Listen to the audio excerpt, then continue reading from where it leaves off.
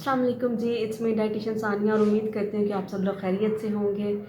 तो आज की जो वीडियो है वो लिंक्ड है प्रीवियस वीडियो से, क्योंकि उसमें मैंने प्रोबायोटिक्स का जिक्र किया था और बताया था कि प्रोबायोटिक्स की फूड जो है वो प्रीबायोटिक्स होते हैं। तो आज की वीडियो प्रीबायोटिक्स पे है। तो बेसिकली प्रीबायोटिक्स होते क्या हैं? प्रीबायोटिक्स ऐसी चीज़ें होती हैं जो कि अनडाइजेस्टिबल फूड स्टफ़ होता है, फूड पार्टिकल्स होते हैं जो कि हमारी बॉडी में डाइजेस्ट नहीं हो रहे होते लेकिन बहुत से फंक्शंस परफॉर्म कर रहे होते हैं। उनमें सबसे पहली चीज़ आ जाती है वो गट की हेल्थ को मेंटेन करते हैं, उसको इम्प्रूव करते हैं। इसके अलावा बॉल मूवमेंट्स को इजी करते हैं और थर्ड वन इज़ प्रोबायोटिक्स के लेवल को इंक्रीज़ करते हैं या इन्हांस करते हैं। तो कुछ ऐसी फूड्स हैं जिनको कि अगर हम लें तो प्रीबायोटिक्स की जो ज़रूरत है, जो उसकी नीड है वो भी पूरी होती रहेगी। इसके अलावा फाइबर्स जो हैं उसकी नीड भी पूरी होती रहेगी और बहुत सारी बीमारियों से बच सकते हैं, जैसे डायरिया, इरिटेबल बाउल सिंड्रोम से बच सकते हैं। इसके अलावा जो इम्पॉर्टेंट चीज़ है वो है कैल्शियम की एब्जॉर्प्शन। कैल्शियम की एब्जॉर्प्शन ना होना बहुत सारी बीमारियों की वजह बनता है। तो इसलिए जो कैल्शियम की एब्जॉर्प्शन है उसको बेटर करने में प्रीबायोटिक्स का बहुत ही ज़्यादा रोल होगा। अब जहाँ पर भी प्रीबायोटिक्स को देखेंगे उनमें से कुछ ऐसे प्रीबायोटिक्स होंगे, ज़्यादातर प्रीबायोटिक्स जो होंगे वो कैल्शियम की एब्जॉर्प्शन को इम्प्रूव करेंगे।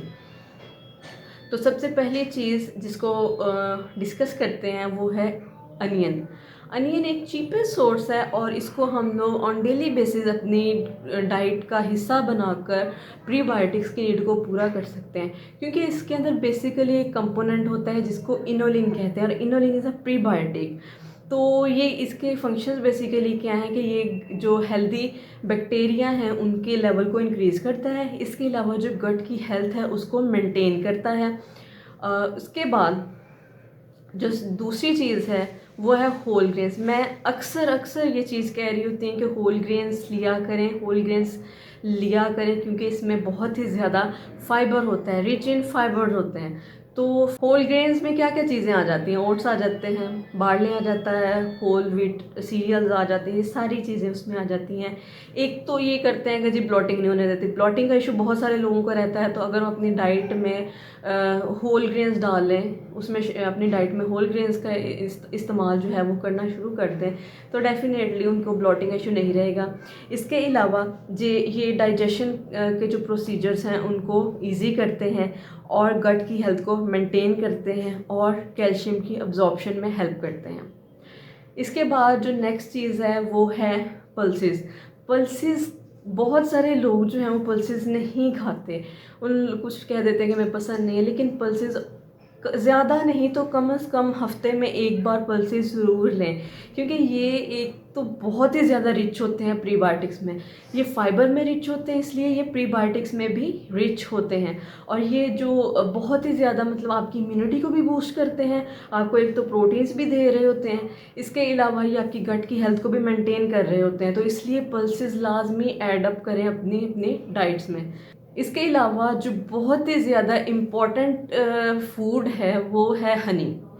हनी जो है वो मिक्स है ओलिगोसेक्राइड्स, इसके अंदर बहुत से ओलिगोसेक्राइड्स जो हैं वो प्रेजेंट होते हैं और ये दो बेसिकली जो दो स्ट्रेन्स हैं बैक्टीरिया के उनको उनके लेवल को इंक्रीज़ करते हैं। उसमें बिफिडोबैक्टीरिया आ जाते हैं और लैक्टोबैसिलस बैक्टीरिया आ जाते हैं।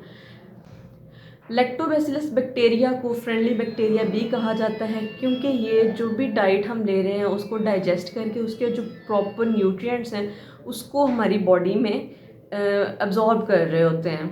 इसी तरह बिफिडोबैक्टीरिया भी डाइजेशन के फंक्शंस में हेल्प कर रहे होते हैं। इसलिए हनी को कोशिश करें कि अपनी डाइट्स में ऐड अप करें। इसके बाद जो फूड है वो है एप्पल।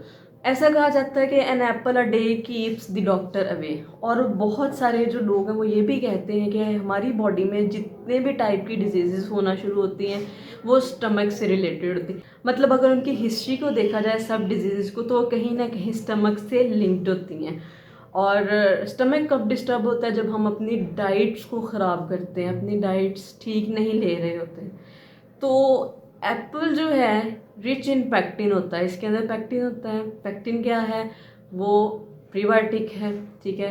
ये इसका बेसिक फंक्शन ये है कि ये जो डाइजेस्टिव सिस्टम है आपका, जो आपका स्टमक है, उसकी पीएच को एक नॉर्मल रेंज में रखता है। जब आपके स्टमक की पीएच रेंज में एक नॉर्मल रेंज में रहती है तो तमाम जो एंजाइम्स हैं वो भी प्रॉपर फंक्शन करते हैं और आपकी डाइजेशन प्रॉपर हो रही होती है, आपको न्यूट्रिएंट्स मिल रहे होते हैं, तो आपको कोई भी हेल्थ रिलेटेड इश्यूज नहीं आते।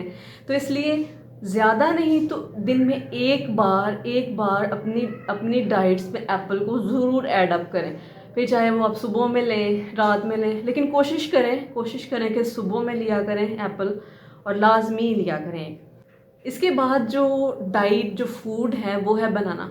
हमारी जो गट है वो बनाना को बहुत ज़्यादा पसंद करती है, इसलिए क्योंकि वो बनाना जो है वो rich in fibre plus rich in potassium है। तो इसलिए एक तो वो बैक्टीरिया जो है उनका लेवल इंक्रीज़ करेगी, हेल्दी बैक्टीरिया का।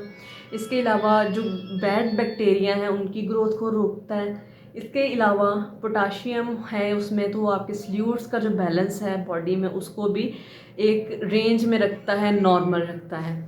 तो ये लाइक कुछ फूड्स थी जिनको हम लोग ले सकते हैं। एक तो मैंने एक तो डायरेक्ट चीज़ मैंने आपको बता दी थी कि आप प्रोबायोटिक्स लें, उसकी भी मैंने आपको डाइट्स बताई थी कि आप क्या क्या ले सकते हैं। सेकंड थिंग जो मैंने डिस्कस की थी वो प्रीबायोटिक्स थे, और ये सारी जो फूड्स मैंने बताई हैं, ये सारी फूड्स को आप अपनी डाइट में ऐड करके प्रीबायोटिक्स ले सकते हैं, और ये आगे आपकी बॉडी में जो प्रोबायोटिक्स हैं उनके लेवल को इंक्रीज़ करके आपको बहुत बहुत हेल्प करते हैं आपकी बॉडी के फंक्शंस को परफॉर्म करने में, आपकी इम्यूनिटी को इंक्रीज़ करने में। इसके अलावा आपको बहुत सी डिजीज़ से बचाने में इनका रोल होता है। इसके अलावा जो इंटरेस्टिंग चीज़ थी वो थे आपके मूड्स को बेटर करता है। तो ये कुछ प्रीबायोटिक्स के बारे में था। प्रोबायोटिक्स और प्रीबायोटिक्स ये ऐसी चीज़ें हैं जिनके ऊपर बहुत ज़्यादा काम हो रहा है, बहुत ज़्यादा रिसर्चेस चल रही हैं। जब हम अपनी डाइट्स को बेहतर कर लेते हैं ना, तो आप 80% डिजीज़ से वैसे ही बच जाते हो। 80% डिजीज़ से आप वैसे ही बच जाते हो। सारी डिजीज़ जो हैं वो स्टार्ट होती हैं कहाँ से? जब आप प्रॉपर डाइट्स नहीं ले रहे होते, आप प्रॉपर एक्सरसाइजेज नहीं कर रहे होते। तो इसलिए अगर आप अपने आप को क्रिटिकल सिचुएशंस से बचाना चाहते हैं तो इसके लिए बेहतरीन चीज़ जो है वो ये है कि आप अपनी डाइट्स को बेटर करें। मज़ीद हेल्थ और डाइट के बारे में जानने के लिए मेरे चैनल को सब्सक्राइब कीजिएगा और बेल आइकन ज़रूर प्रेस कीजिएगा, सो दैट आपको हर नई आने वाली वीडियो का नोटिफिकेशन मिलता रहे। सो अगली वीडियो तक के लिए अल्लाह हाफिज़।